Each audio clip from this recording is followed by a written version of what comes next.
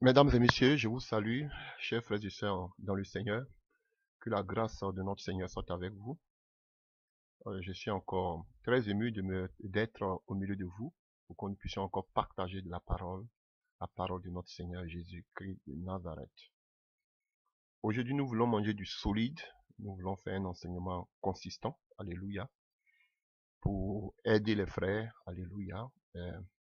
À grandir dans la foi. Les frères et les sœurs, bien sûr. Alléluia. Voilà. Donc, nous voulons manger de la nourriture solide en ce jour. Et Dieu me met à cœur de parler avec vous d'un sujet très important. Il est aussi vaste. Alléluia.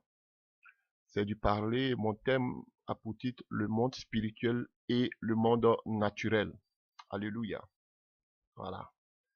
Donc, il y a beaucoup de choses que nous devons savoir et nous savons que dans les derniers temps, la connaissance augmentera, frère. L'enseignement que je vais faire aujourd'hui n'a rien à voir avec les œuvres occultes, ni avec la sorcellerie, ni avec cette doctrine du voyage astral, mais c'est pour encourager certains frères et sœurs, alléluia, pour les enseigner, pour savoir plus ou moins, alléluia, dans quel monde sommes-nous, alléluia. Voilà, donc ça vous fera beaucoup de bien. Je prie que Dieu ouvre vos entendements, alléluia, et que vous soyez édifiés par cet enseignement, alléluia.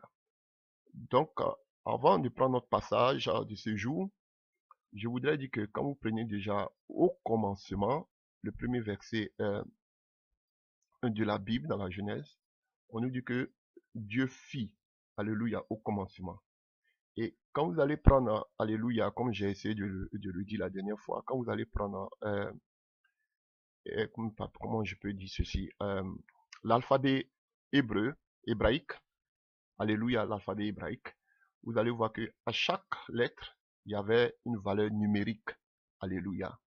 Donc, ce qui veut dire devant chaque lettre, si c'est A, par exemple, comme ça, dans l'alphabet française, il y a, il y a sa valeur numérique, ça veut dire, ça peut représenter 1, ou bien 2, ou bien 3. Alléluia. Comme je vous ai pris l'exemple du je suis, alléluia, et qui a la même valeur numérique que le je suis de Exode 3. Alléluia. La même valeur numérique qui est 21. Voilà. Donc, où Jésus disait dans le livre de Jean que je suis.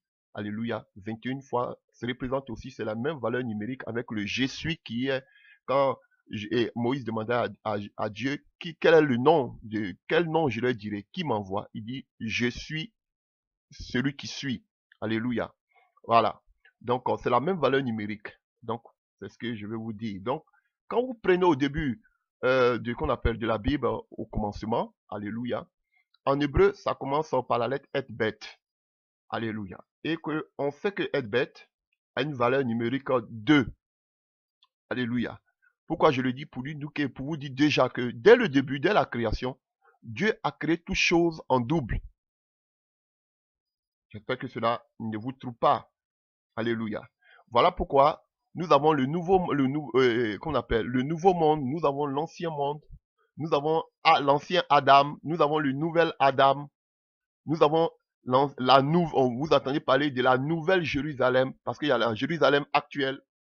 Alléluia. On parle de la vie spirituelle, on parle de la vie charnelle. Donc, il y a toutes choses en deux. On parle de l'ancienne alliance, on parle de la nouvelle alliance, du vieux vin, du nouveau vin. Alléluia. Du vieil homme. Alléluia. Du nouvel homme. Vous comprenez, chers frères et sœurs, qu'on appelle la vie spirituelle, la vie charnelle. Donc, Dieu a créé toutes choses doubles, si vous voulez que je m'exprime ainsi. Alléluia. Voilà. Il y a la vie spirituelle, il y a la vie physique. Donc, ainsi, je voudrais parler aujourd'hui du monde spirituel et du monde naturel. Alléluia. C'est un long enseignement. Alléluia. Voilà. Donc, ça va vous faire beaucoup de bien. Que Dieu vous bénisse. Frères et sœurs, par manque de connaissances, le peuple de Dieu périt. Alléluia. Il est important de connaître le monde dans lequel nous vivons. Alléluia. N'oublions pas que d'abord, notre Dieu, il est esprit. Comme Jésus pouvait le dire à la femme samaritaine. Alléluia. Dieu est esprit et que ceux qui l'adorent l'adorent en esprit et en vérité. Et nous sommes des esprits vivant dans un corps. Donc nous devons connaître les choses de l'esprit. Alléluia, c'est vraiment important. Et le texte que nous allons prendre va révéler, comme on appelle, va révéler une figure de l'église aujourd'hui. Beaucoup vivent dans la chair, mais ne vivent pas par l'esprit. Et voilà pourquoi aujourd'hui, beaucoup de personnes vivent dans une peur constante, parce qu'ils ne vivent pas dans l'esprit. Alléluia. Il est important pour nous, parce que nous sommes déjà des esprits, il est important de pouvoir cerner, connaître le monde spirituel. C'est important, ça n'a rien à voir avec la sorcellerie ni le voyage astral. Alléluia. Et on va vous donner la clé de voûte, alléluia, pour pouvoir vivre dans le spirituel. Ce n'est pas de la sorcellerie que je suis en train de faire, que je veux vous apprendre en ce jour. Il ne suffit pas de dire seulement tu as un problème, oh tu as la foi, prie au nom de Jésus, c'est fini. C'est beau. Alléluia. Mais il y a des circonstances, si tu n'es pas connecté à l'esprit, frère, il sera difficile pour toi de t'en sortir. Alléluia. Que Dieu nous fortifie. Ceci étant, nous prenons notre passage de ce jour dans le livre de 2 Rois. Un texte que vous connaissez parfaitement. Dans le livre de 2 Rois 6, 2 Rois 6, à partir du verset 8. 2 Rois 6, à partir du verset 8.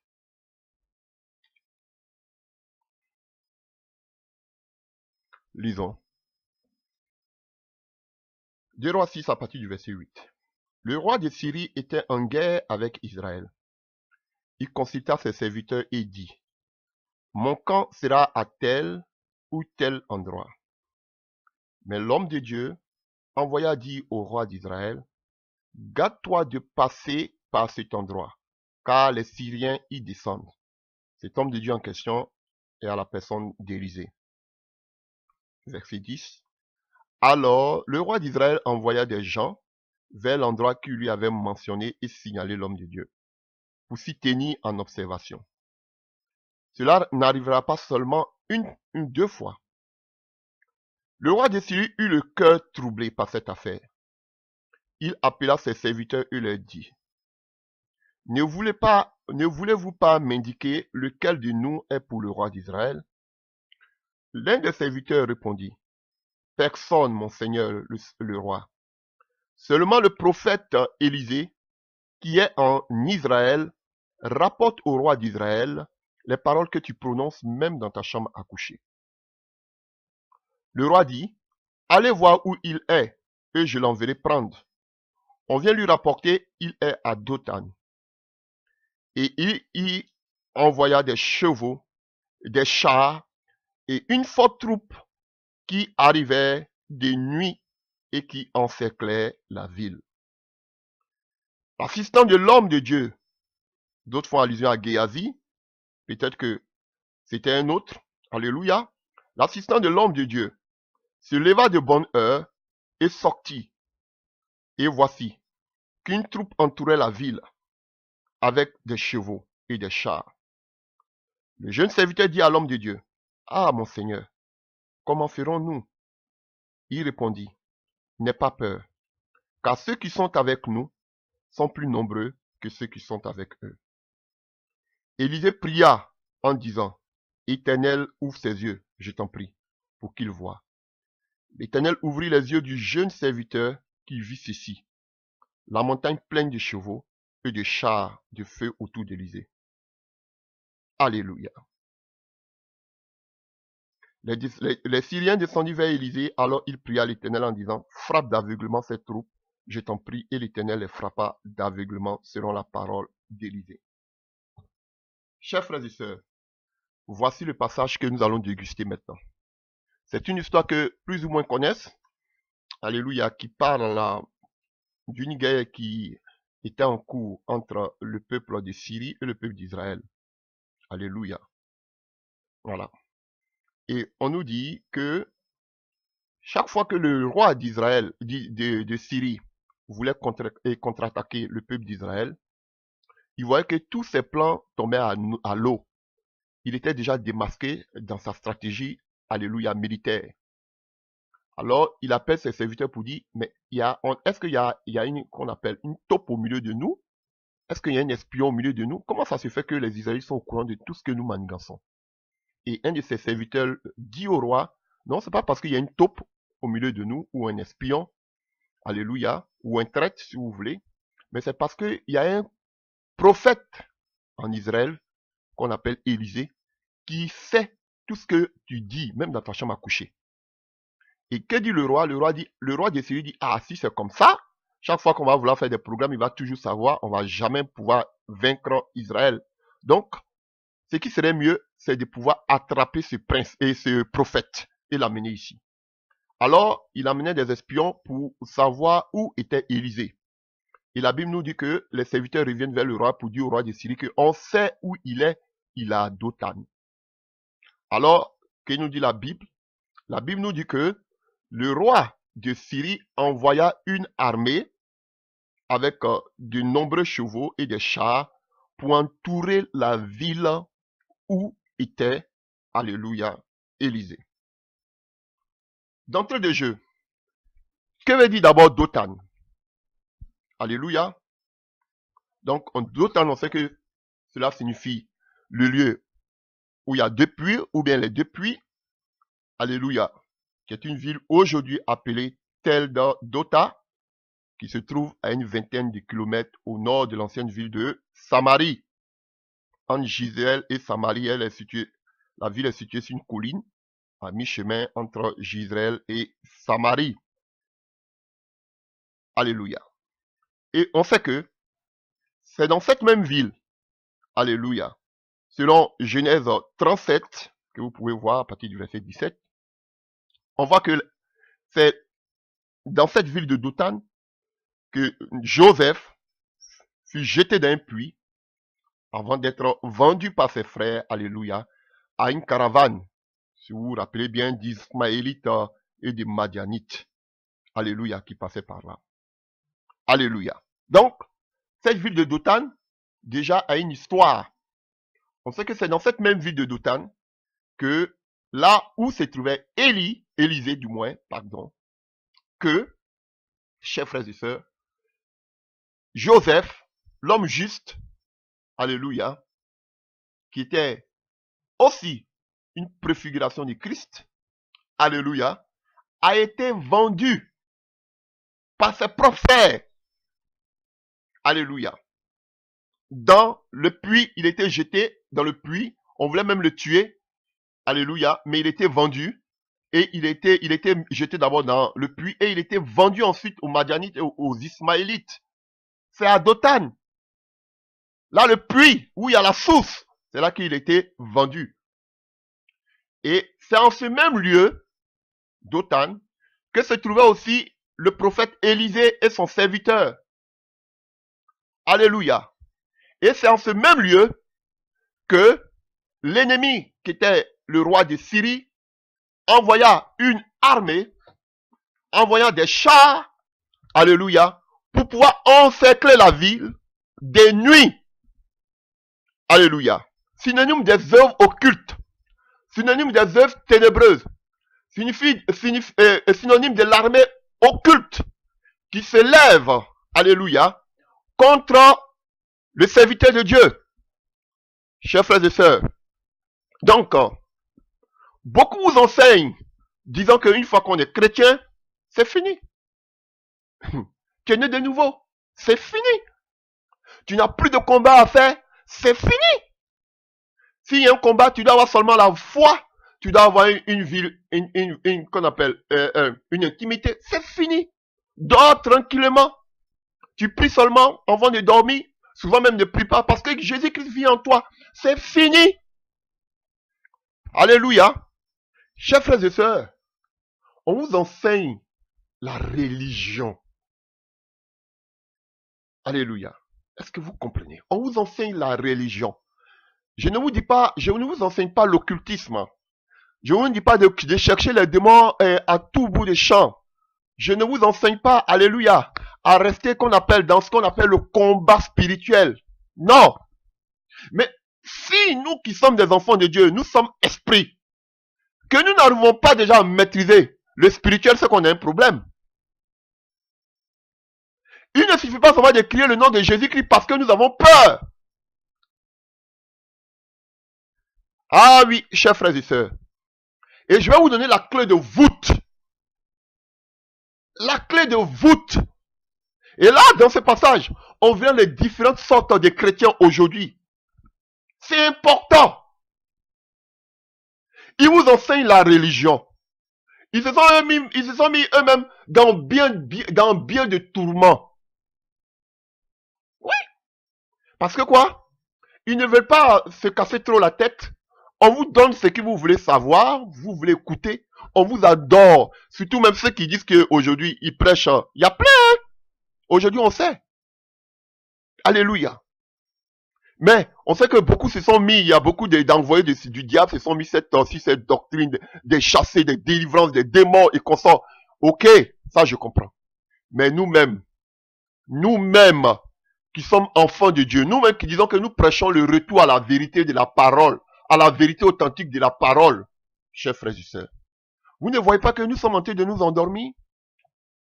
Alléluia. Vous ne voyez pas que le corps de Christ est endormi? Alléluia. Vous ne voyez pas que tout est fade? Même vous qui êtes défendus, vous êtes fade. Tout est devenu de la tiédeur. Vous enseignez des choses à dormir debout qui nous font dormir. Enseignement, l'enseignement. Vous ne faites qu'enseigner. Ça, à la fin, ça nous ennuie, ça nous endort. Et tout le monde est hypocrite. Voilà, c'est l'hypocrisie. Qu'est-ce que vous enseignez qui nous font dormir à longueur de journée? On va nous enseigner que quand Jésus se révèle à toi, il a les cheveux blancs, il a les cheveux verts, il a les cheveux rouges. Vous n'avez plus rien à enseigner. Enseignez la vie de l'esprit. Vous voyez, vous vous mettez dans bien de tourments parce que vous êtes vous-même mis sur un piédestal là-haut là, et vous ne voulez plus descendre de là. Vous avez vu? Vous n'y dénoncez plus comme il se doit. Alléluia. Vous avez maintenant mis des garde-fous parce que vous ne voulez pas offenser qui que ce soit. On ne veut plus parler comme en vain. Vous voyez? Vous êtes entré maintenant dans la tiédeur, dans la mort spirituelle. On est obligé chaque jour de donner enseignement. Des enseignements qui nous font dormir. Et tout le monde dort au milieu de vous. Oh, tout le monde est dans l'hypocrisie. Pourquoi? Parce qu'on vous enseigne la théologie. Oui, comme on appelle, les 3 temps. Alléluia. Les différents types d'heures. Allez, qu'est-ce qu'on a à foutre avec tout ça? On veut la vie. La parole, on a écouté. On veut la vie de l'esprit quand la lettre tue. Vous nous enseignez plus que la théologie. Je vous dis la vérité. Quand je vous dis, je ne cesse de dire que les apôtres n'ont pas demandé de l'argent pour les orphelins, ils n'ont pas demandé de l'argent pour construire, ils n'ont pas demandé de l'argent pour les projets pour que l'œuvre aille de l'avant. Vous pensez que je m'amuse? Au fur et à mesure qu'il y a des organisations, il y a des projets comme ça, l'église devient morte. Voilà pourquoi qu'ils ont proposé dans le livre des Actes des Apôtres, en ce qui concerne la distribution des biens, alléluia, face aux femmes des Hellénicites, les apôtres se sont mis à l'écart. Ils disent ça, nous ne sommes pas dedans. Parce que ça pouvait mettre un frein à l'évangile. Aujourd'hui, c'est dans cela que vous êtes tombés. Vous êtes obligés d'enseigner des choses que les gens veulent écouter. Vous me regardez, vous dites dénoncer. Est-ce que vous dénoncez comme avant? Non.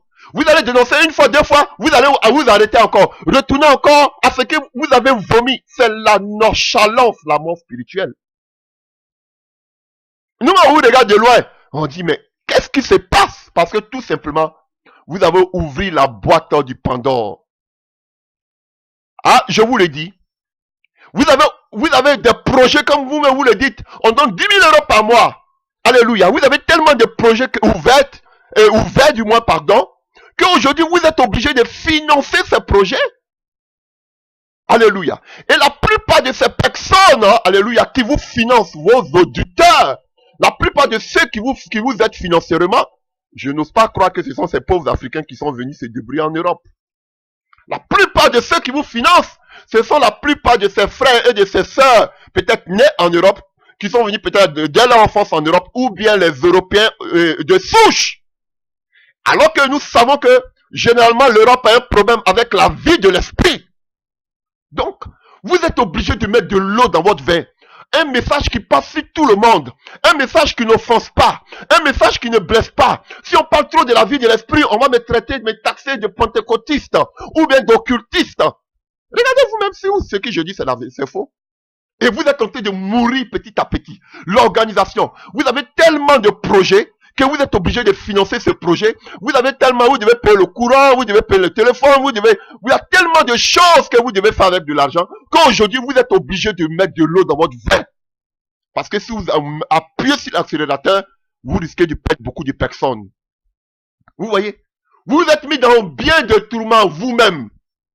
Et aujourd'hui, on le voit. Peut-être les autres ne le voient pas parce qu'au milieu de vous, vous êtes tous hypocrites. Mais nous qui sommes de loin, on voit qu'il y a la mort qui est là. Pourquoi? Parce que vous avez mis un certain système au milieu de vous. Vous êtes entré dans un certain système où vous êtes obligé maintenant d'aller tout doucement pour ne pas offenser quelqu'un, pour ne pas blesser quelqu'un. Alléluia. Pour que tout un message, pour que tout le monde se retrouve. Un message light, comme on dit Coca-Cola light. Vous voyez? Et nous on observe, on sait qu'il y a quelque chose qui ne va pas. Et je vous dis, si vous continuez comme ça, bientôt vous allez vous retrouver au cimetière. Oui, comme on l'a prêché avec Jonathan. Vous pouvez faire tous. Et maintenant, comme la vision est perdue, et comme Jonathan, Saül se servait des victoires de Jonathan, vous allez vous servir des visions des autres pour pouvoir vous orienter. Parce que même si vous venez vous dire Dieu m'a dit, mais nous-mêmes qui sommes de loin, on sait que Dieu ne vous a pas dit. Mais comme les gens sont accros du Dieu m'a dit, donc ils croient automatiquement. Il y a un véritable problème. Les chrétiens doivent vivre par l'esprit. Mais vous enseignez les choses, les rudiments de la chair. Enseignez les rudiments de l'esprit à tout ce peuple. Ce n'est pas seulement retour à la parole, retour à la vérité, retour à la parole, retour à la vérité. Mais dans la vérité de la parole de Dieu, il y a la vie de l'esprit.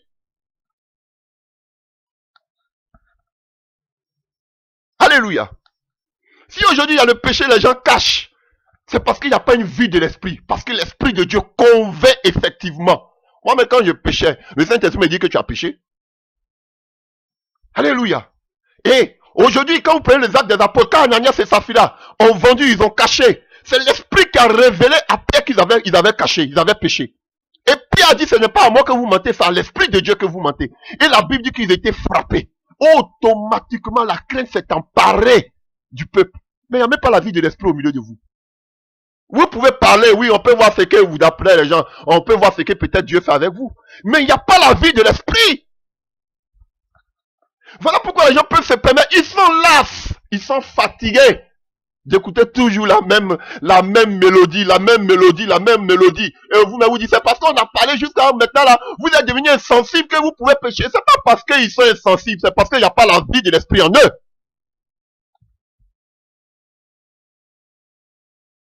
Ah, je vous dis la vérité. Vous voyez, si vous aviez auparavant, alléluia, prêchez l'évangile comme il se devait, sans vous mettre dans des projets, dans des programmes. Vous voyez, voilà pourquoi maintenant, toutes ces personnes vont essayer maintenant de dire, fais un peu attention. Faut pas dénoncer les gens. Ne dis pas le nom des gens. Sois sage. Il y a trop d'attaques. Tu vois? Parce que ce sont les mêmes personnes là qui vous donnent de l'argent. Donc ils se disent que ils ont leur droit de parole. Ils peuvent vous dire aussi des choses. Nous, qui voyons, on sait qu'il y a quelque chose qui ne va pas. Tous sont dans l'hypocrisie. Parce que aujourd'hui vous êtes dans une posture, et je connais ce genre de choses. Parce que j'étais avec des pasteurs. Je criais. On dit, attendez, lui là, quand il va avoir des problèmes financiers. Et quand j'ai eu des problèmes financiers, je suis allé vers ces pasteurs-là. Maintenant, le message, il ne disait rien. Mais maintenant, là, ils ont commencé à prêcher le message de la prospérité devant moi. Quand j'étais venu pour la toute première fois en Occident, j'étais tout feu, tout flamme. Mais quand ils ont vu, les réalités, ils ont vu que maintenant j'avais des problèmes financiers. Là, ils ont commencé à plaquer en même temps leur vision. c'est comme ça, c'est comme ça, c'est comme ça, c'est comme ça, parce que quoi, j'avais besoin de moyens financiers. Hey, c'est vrai, frère, je vous le dis. Et pour prêcher ce message, tu dois être autonome. Si tu te mets dans ce piège de compter sur les gens, aujourd'hui, vous êtes mis dans des projets, on va aider les orphelins, c'est pas mauvais. Vous-même, vous aidez les orphelins. Moi-même, j'ai adopté orphelin. Bon, pas orphelin, mais j'ai adopté. Vous-même, vous vous occupez, mais moi-même, j'ai adopté. Je sais ce que c'est. Alléluia. Vous vous amenez de l'argent. Moi-même, j'ai donné de l'amour et ma vie. Mon identité même à des enfants. Je sais ce que c'est important. Mais, quand on a une vision, il y a certaines choses dans lesquelles on ne sait même pas. Aujourd'hui, en faisant des projets, on aide des soeurs avec 10 000 euros par mois. On aide les orphelins. On aide ceci. Mais c'est quelque chose qui est continuel. Vous devez les aider tous les mois. Et du coup, l'argent ne tombe pas du ciel. Ce sont des personnes qui vous aident financièrement. Et du coup, il ne faut pas blesser ces personnes qui nous donnent de l'argent. Donc voilà pourquoi vous mettez beaucoup d'eau dans votre vin. Il faut prêcher un message light. Il ne faut pas prêcher un message trop dur qui va blesser les gens. Et vous êtes tenté de mourir. Vous pouvez me dire tout, mais vous êtes tenté de mourir petit à petit. On voit votre manière de prêcher, vous ne dénoncez plus. Quand on va vous attendre une prédication, un jour vous vous levez, vous tapez, après encore vous vous asseyez. Vous ne pouvez plus aller à fond. Parce que vous êtes tenté, parce qu'aujourd'hui vous êtes tenté d'un système. Vous avez mis toute une grande organisation. Et toutes ces organisations que vous avez mis, ces ONG, ont besoin d'argent pour fonctionner. Voilà pourquoi.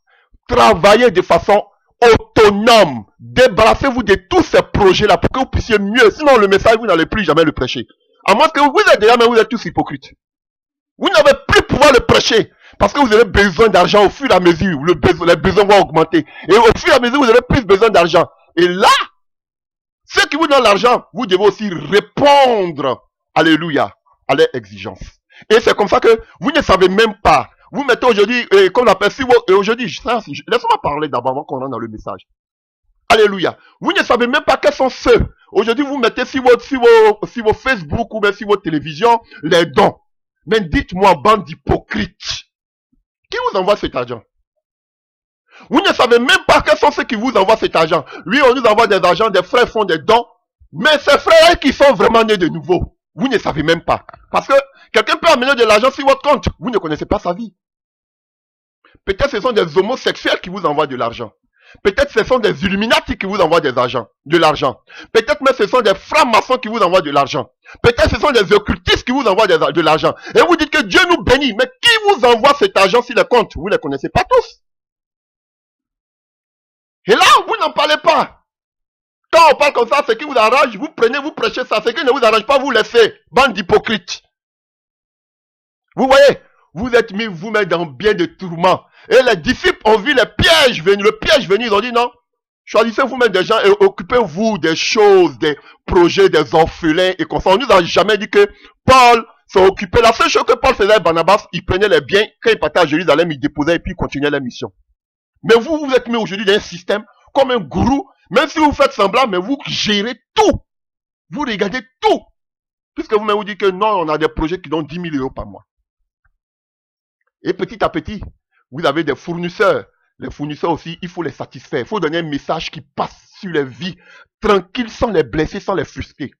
Mais le message, je vous dis la vérité, vous êtes en train de le dévier. Je le dis haut et fort.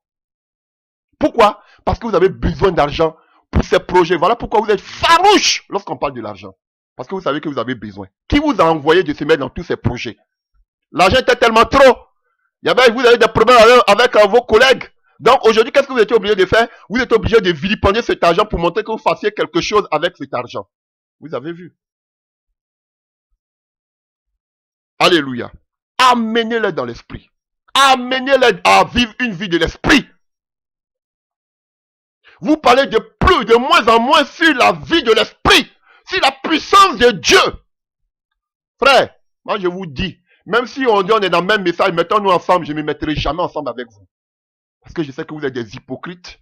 Et je sais que vous tous là, c'est un système. Parce que vous êtes déjà entrés dans les organisations. Si je rentre dedans là, je serai obligé moi aussi de changer mon message. Alléluia. C'est ça.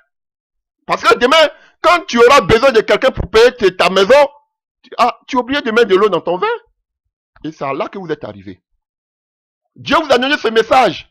Prêchez-le comme il se doit. Vous êtes allé créer des choses, des associations, des ONG. Ce n'est pas mal. Vous êtes entré dans le social. Mais le social a besoin d'argent pour fonctionner. Voilà pourquoi vous avez changé le message. Vous nous faites dormir avec des messages à dormir debout. Comment Jésus se révèle. Il a les cheveux verts. Il a les cheveux rouges. On n'a pas besoin de tout ça. On a besoin de la vie de l'esprit. On a compris que Jésus-Christ est Dieu. On a compris que Jésus-Christ revienne. Maintenant, la puissance de Dieu doit nous habiter. Quand il y a la puissance de Dieu, on ne va pas dire à quelqu'un de ne pas pécher. Parce que lui-même, le Saint-Esprit va le frapper. Ah oui.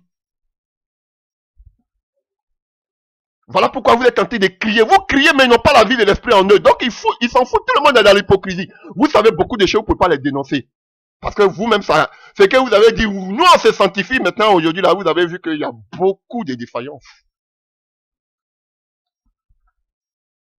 Alléluia. Vous êtes obligé de créer des choses, des didascos, des thèmes. Vous enseignez quoi à ces gens? On ne sait même pas. Ils sont là, ils ont de gros cahiers, ils écrivent. Quoi? Zéro à la base. Parce que vous voulez montrer que vous travaillez. Alléluia. Alléluia. Vous m'excuserez, chers frères et sœurs, je voulais m'adresser à quelques frères qui prêchent le même message que nous. Alléluia. Donc, vous voyez, et ces gens-là, vous voyez, on nous dit que Élisée était à Dothan. Mais ça n'a pas empêché les forces ténébreuses, les forces occultes, parce que c'était la nuit, de venir avec toute leur armée entourer la ville de Dothan où Élisée se trouvait. Et c'est dans cette même ville de Dothan que Joseph fut vendu. Pourtant, Joseph était quelqu'un vraiment qui craignait Dieu, qui avait l'esprit de Dieu. Élisée avait l'esprit de Dieu. On voit tout. Deux personnes étaient des hommes de songe, Daniel et Joseph. Alléluia. On voit ce que Dieu faisait déjà avec Joseph, mais ça n'a pas empêché l'ennemi de le vendre, de le mettre dans qu'on appelle dans le puits, à Dothan, et de le vendre comme esclave.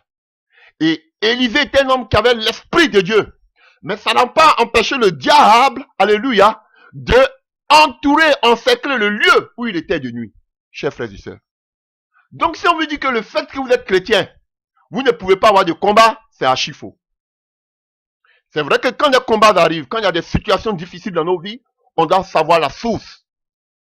Alléluia. Soit il y a le péché, auquel beaucoup s'adonnent. Ah, s'il y a quelque chose qui arrive dans ta vie, la première des choses, est-ce que tu es né de nouveau? Est-ce que tu es chrétien? Est-ce que tu payes ta dîme? Alléluia. Parce que pour eux, c'est de là seulement que peuvent venir les problèmes. Voilà pourquoi beaucoup enseignent aujourd'hui que quand on est serviteur de Dieu, on ne doit pas avoir des soucis, des problèmes. C'est archi faux. C'est diabolique. Et si ce n'est pas le péché, chers frères et sœurs, ça peut être une épreuve du Seigneur. Pour que aussi ce soit une épreuve du Seigneur, alléluia, Dieu n'amène pas des épreuves à n'importe qui. Dieu amène les épreuves à des hommes faits. Dieu amène des épreuves à des gens qui le craignent. Alléluia. Pour parler à leur cœur, comme il dit dans le livre de Osée. Alléluia. Pour les former, pour les façonner. Alléluia. Pour qu'ils soient plus aptes pour la mission à laquelle Dieu les appelle. Alléluia. Toi qui n'es même pas encore né d'en haut, déjà c'est Dieu qui a été de m'éprouver. Qui t'a dit ça? Alléluia. Et la troisième option, ça peut venir aussi du diable. Le diable peut envoyer aussi des situations dans nos vies. C'est ce que qu'on ne vous enseigne pas. Ah oui. L'ennemi peut aussi attaquer les véritables enfants de Dieu. C'est biblique. Alléluia. Quand vous prenez par exemple l'Apocalypse 12, verset 7, on nous dit que Satan est descendu sur la terre, malheur à vous la terre, la mer, car Satan est descendu vers vous, animé d'une grande colère. Alléluia. On dit qu'il est descendu vers où? Vers le malheur à vous la terre et la mer. Alléluia. Vous ne vivez pas sur la terre. Même si vous n'êtes pas de la terre, vous vivez sur la terre. Donc la colère que Satan a, c'est contre tous les habitants de la terre. Alléluia. Quand Dieu dit dans le livre de la Genèse, faisons l'homme à notre image, il a créé Adam à son image. On ne parle pas d'Adam seul. On parle de toute l'humanité qui se trouvait à Adam, y compris les femmes, y compris les hommes, y compris toute la création. Il s'agit de toute l'humanité. C'est pareil. Quand on dit, tous ceux qui sont sur la terre, malheur à la terre, vous ne vivez pas sur la terre. Donc c'est-à-dire que tant que vous vivez sur la terre, vous aurez aussi des combats venant de l'ennemi. Alléluia. On dit que quoi? Animé d'une grande colère, sachant qu'il a peu de temps, il lui reste peu de temps, au verset 12. Donc Satan est animé d'une grande colère. Donc quand il vient là, il ne trie pas qui est chrétien, qui est païen, il attaque tout le monde. Ah oui, chers frères et sœurs. Et voilà pourquoi 1 Pierre 5, verset 8 va nous dire, Satan, l'adversaire, on l'appelle l'adversaire, c'est notre adversaire. Alléluia. L'adversaire des enfants de Dieu, rôde comme un lion rugissant, cherchant qui va dévorer. On n'a pas dit qu'il cherche seulement qu'à dévorer les païens. Même les chrétiens, ils cherchent aussi à les dévorer.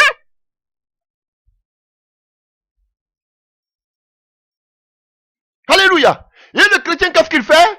Pendant qu'il est entouré de dangers, pendant qu'il est entouré par l'ennemi, il dorme. Comme les gens de Dotan, on va voir.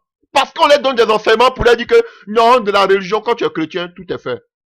C'est fini, vis par la foi, tout est fait. Dieu a déjà tout accompli, c'est fait. Vivez par la foi, c'est fini.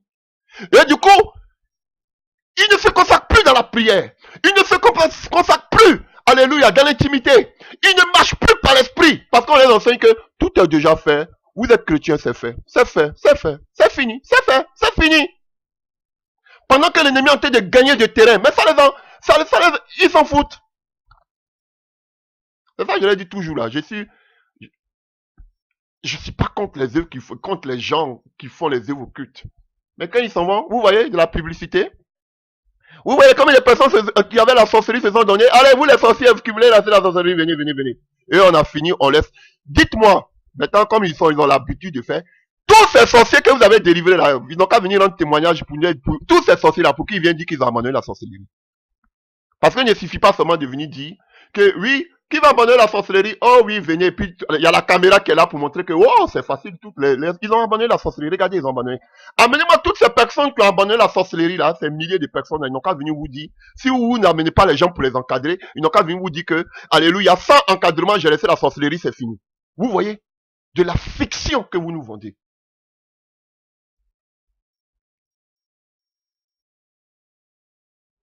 Alléluia.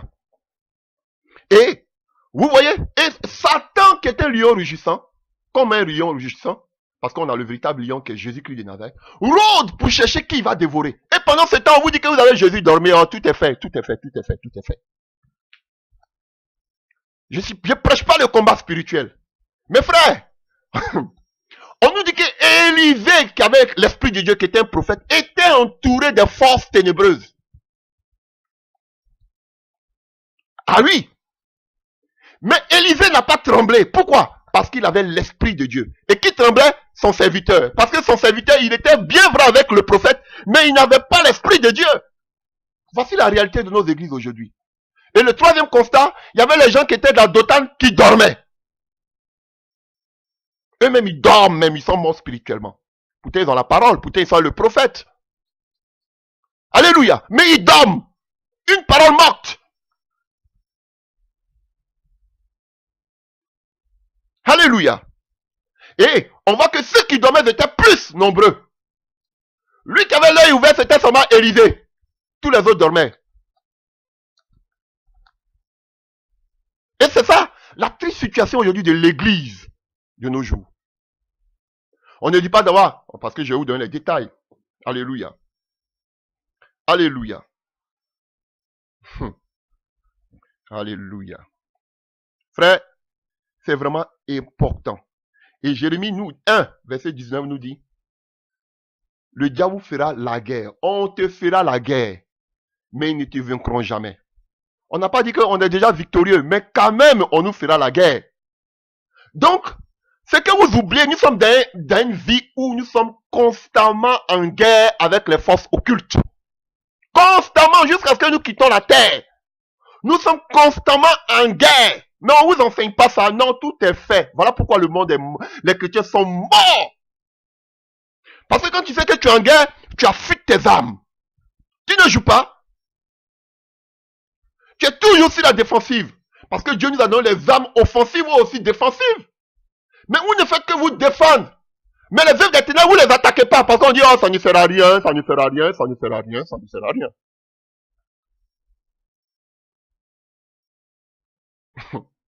Alléluia. Oh, alléluia. Vous voyez? Et quand vous allez prendre par exemple le livre de Daniel 10, Daniel 10 à partir du verset 12, vous connaissez toute cette histoire, Daniel qu'on appelle Daniel qui était il était dans 21 jours de jeûne, n'est-ce pas? Alléluia.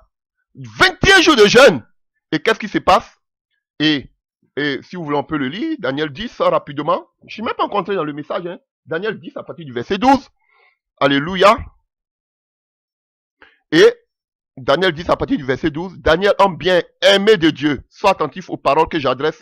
Mets-toi debout où tu es, car j'ai été maintenant envoyé vers toi. Pendant qu'il prononçait ces mots, je me relevai, tous tremblants.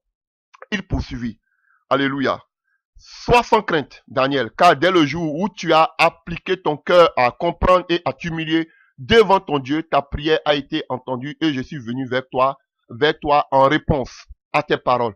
Mais le chef du royaume des Perses s'est opposé à moi durant 21 jours. Alors Michael, l'un des principaux chefs, est venu à mon aide. Donc vous voyez, depuis lors que Daniel a commencé à jeûner le premier jour, Dieu l'avait déjà exaucé. Mais depuis lors, Dieu voulait venir nous donner la réponse à ses prières. Mais il était bloqué. L'ange Gabriel était bloqué par quoi? Par, on dit quoi? Le chef du royaume des Perses. Alléluia. C'est qui? C'est un ange déchu. Alléluia. Tu vois, qui exerçait une certaine influence, alléluia, sur le royaume des Perses. Alléluia. Vous voyez? Un démon. Parce que Dieu voulait enlever là. Alléluia. Dans, qu'on appelle la nomenclature, ou si vous voulez, dans l'hierarchie des démons, il y a les principautés, il y a les autorités, alléluia, qui dominent des territoires. Donc, ce territoire était dominé par un démon déchu. Un démon, on parlera de tout ça. Un démon qui exerçait son autorité, son pouvoir sur tout le royaume des Perses, qui a bloqué, alléluia, et qu'on appelle l'ange Gabriel. Et il a fallu que l'archange Michel vienne combattre ces démons pour que, alléluia, et qu'on appelle Gabriel soit libéré. Et pendant ce temps, il était en train de jeûner et prier. Vous comprenez? C'est pendant qu'il jeûnait et priait. Donc toi, imagine maintenant que tu ne pries pas. Imagine que tu ne pries pas. Voilà pourquoi vous êtes obligé de courir derrière ces pasteurs. Parce que vous-même, vous avez dit que vous êtes dans la vérité, mais vous êtes vaincu d'avance. Parce que vous-même, rien ne va dans votre vie. Pourtant, vous avez la vérité. Parce qu'on vous dit, non, tout tu as compris, une fois que tu es né de nouveau, c'est fini. C'est fini. C'est fini. Oh, sois baptisé. Une fois que tu es baptisé, c'est fini. Maintenant, depuis qu'ils ont vu que maintenant, les mystiques aussi ont commencé à faire des baptêmes, maintenant, ils ne parlent plus de baptême. Alléluia. Que Dieu soit béni. Alléluia.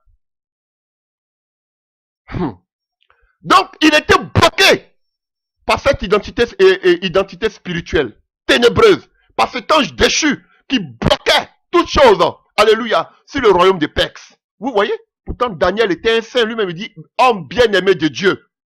Mais ça n'a pas empêché les démons de bloquer l'archange. C'est pas n'importe qui, Gabriel. Mais il était bloqué. Pour vous dire que nous sommes constamment dans une guerre spirituelle. Et on vous dit, non, vous êtes né de nouveau, tu es baptisé, ok, c'est fait, c'est fini. Dormez tranquillement. Et voilà pourquoi vous êtes morts spirituellement. Vous êtes tous morts spirituellement, je vous le dis. Vous pouvez en enseignement dormir debout, vous êtes morts spirituellement. Devant vous, je vais vous le dire, vous êtes morts spirituellement.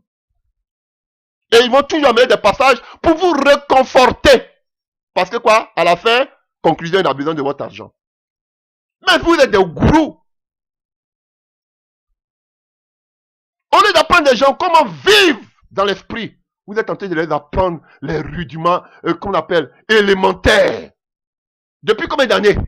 Après, ça vous dit que depuis 9 ans, on prêche le même message. Mais vous êtes morts avec ce message.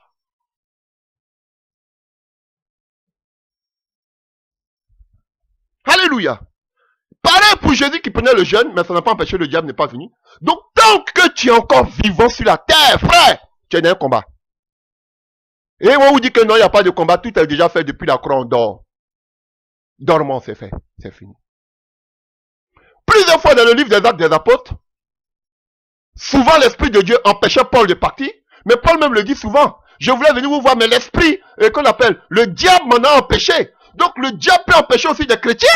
Ah oui, frère. Nous sommes dans un combat perpétuel, enfants de Dieu. Et vous devez vivre par l'Esprit. Pour saigner les choses de l'Esprit. Parce que nous sommes des êtres spirituels. Et notre Dieu, il est esprit.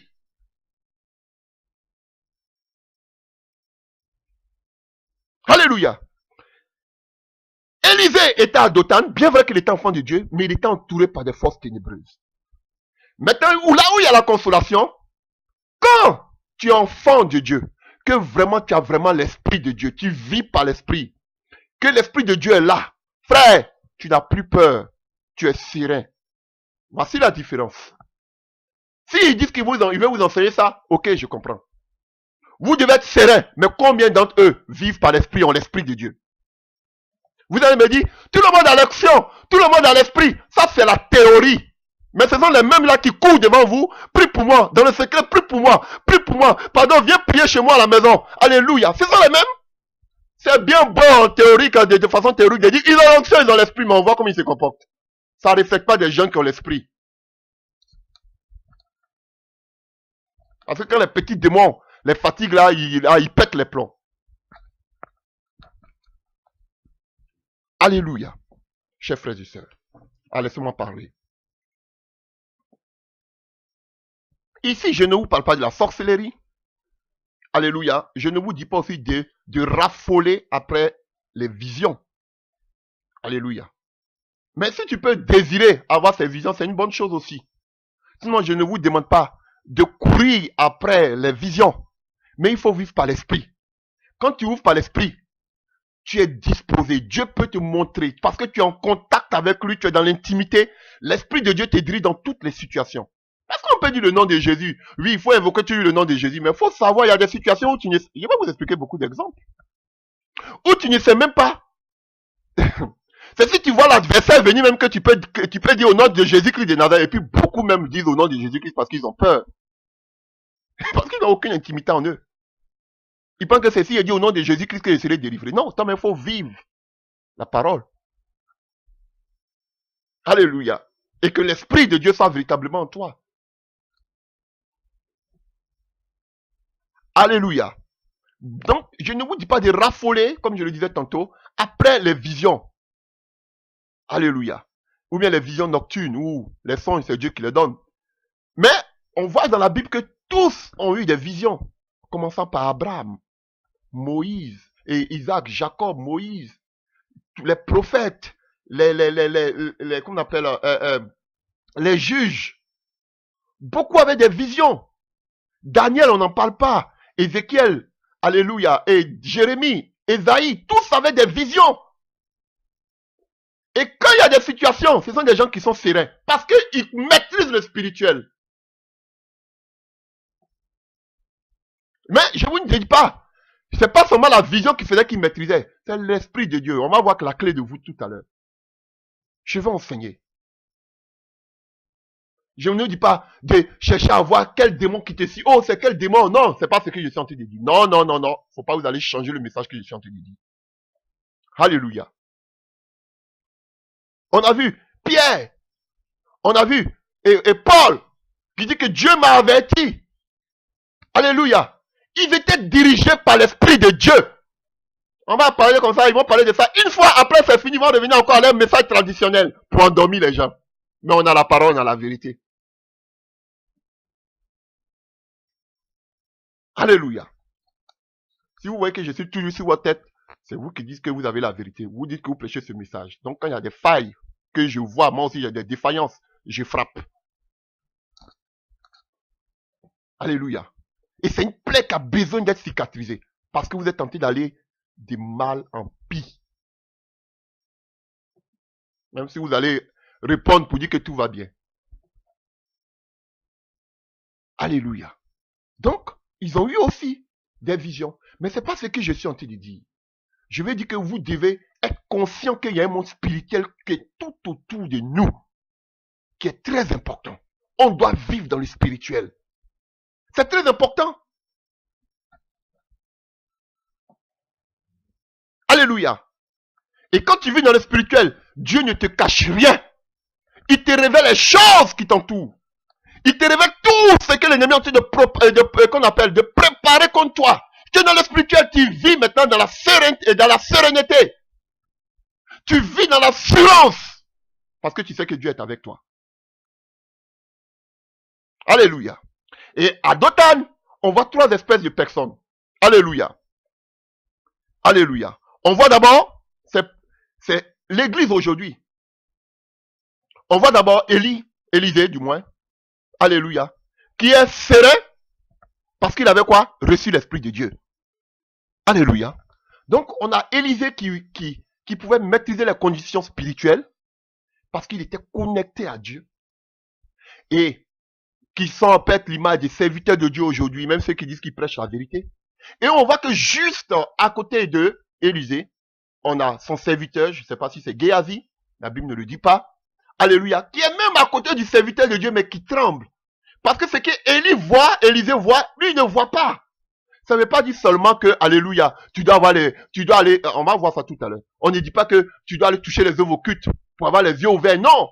Je parle de la connexion avec l'Esprit de Dieu. Et je vais vous montrer la clé de vous tout à l'heure. Alléluia. Vous voyez, ils étaient à l'église. Il était à côté des prophètes.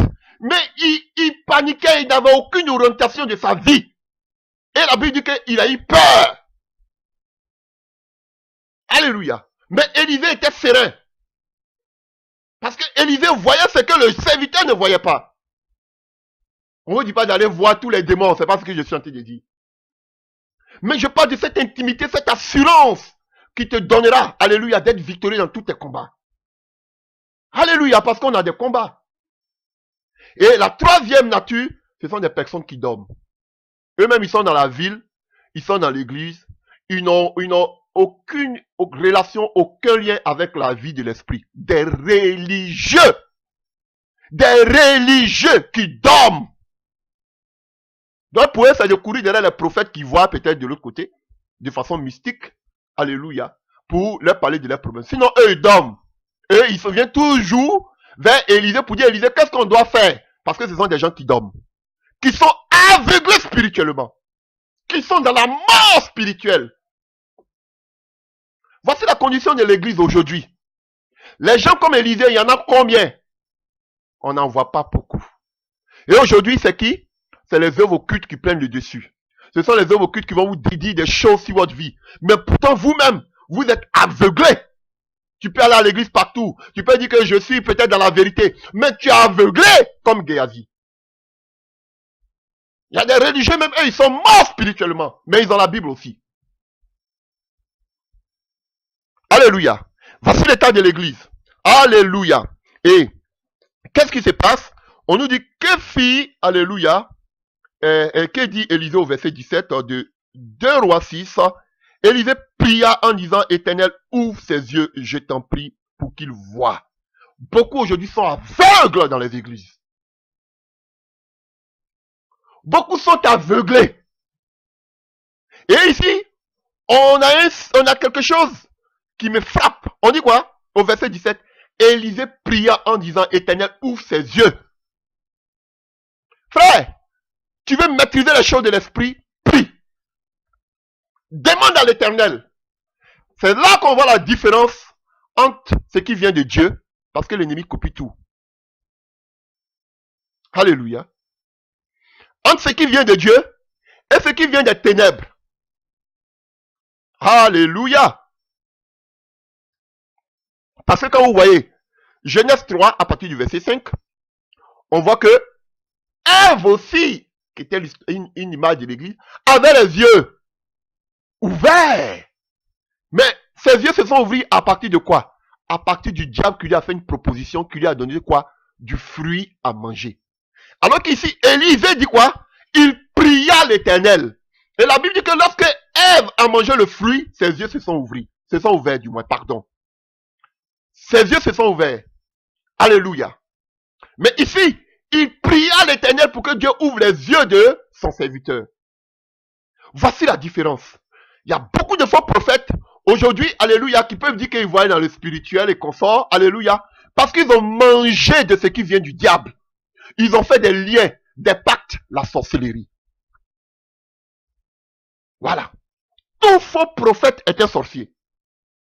Parce que pour qu'il puisse maîtriser, parce qu'il ne maîtrise rien même. Parce qu'il prophétise par divination.